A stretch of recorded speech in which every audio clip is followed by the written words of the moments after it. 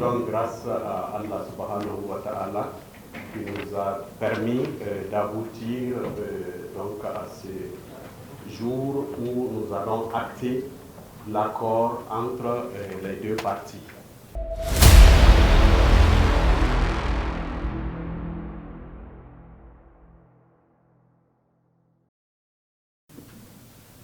Suite à la remise des cahiers de doléances générales des travailleurs au gouvernement en mai 2021 par les centrales syndicales représentatives, des négociations se sont ouvertes le 12 janvier 2022 dans le cadre du comité interministériel de négociation avec les partenaires sociaux sous la présidence de M.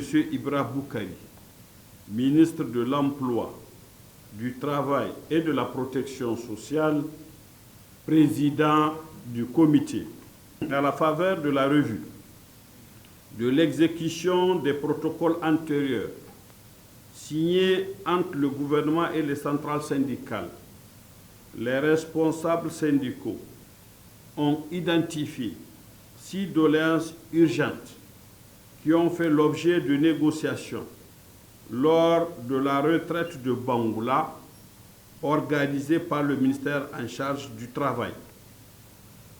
À l'issue de la rencontre entre les deux parties, des engagements ont été pris dont l'exécution a été présentée à son Excellence, Monsieur le Président de la République, et au Premier ministre lors de la rencontre du jeudi 19 janvier 2023 qui a eu lieu au palais de la présidence entre les responsables syndicaux et son Excellence, Monsieur le Président de la République.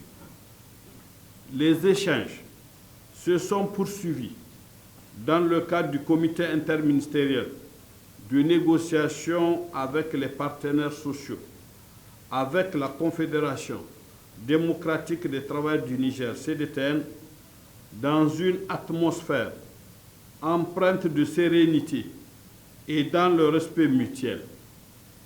Les deux parties ont ainsi convenu de ce qui suit. 1.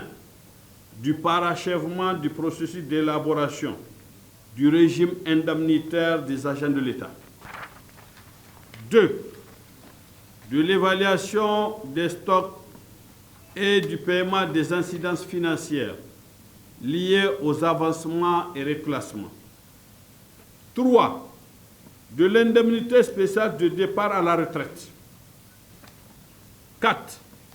De la mensualisation des pensions, des allocations et des prestations familiales à tous les niveaux. 5. De la suppression de la contractualisation dans les secteurs de l'enseignement et de la santé. La Confédération démocratique des travailleurs du Niger, CDTN, suivra avec attention l'évolution de ces négociations. 6. De la revalorisation du point indiciaire et du SMIC.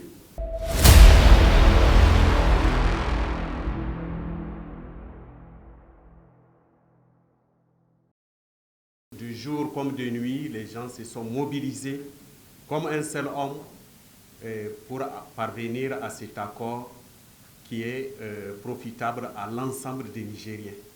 Parce que le Niger a besoin d'un climat de sérénité et vous le savez très bien, nous ne cesserons jamais de le dire. C'est un des credos de son Excellence, Monsieur le Président de la République, qui fait du dialogue social son cheval de bataille. Et c'est dans cette logique que nous sommes réunis ici. Donc il y a lieu de remercier l'ensemble, disais-je, des femmes et des hommes qui se sont investis corps et âme pour nous permettre d'aboutir à cet accord.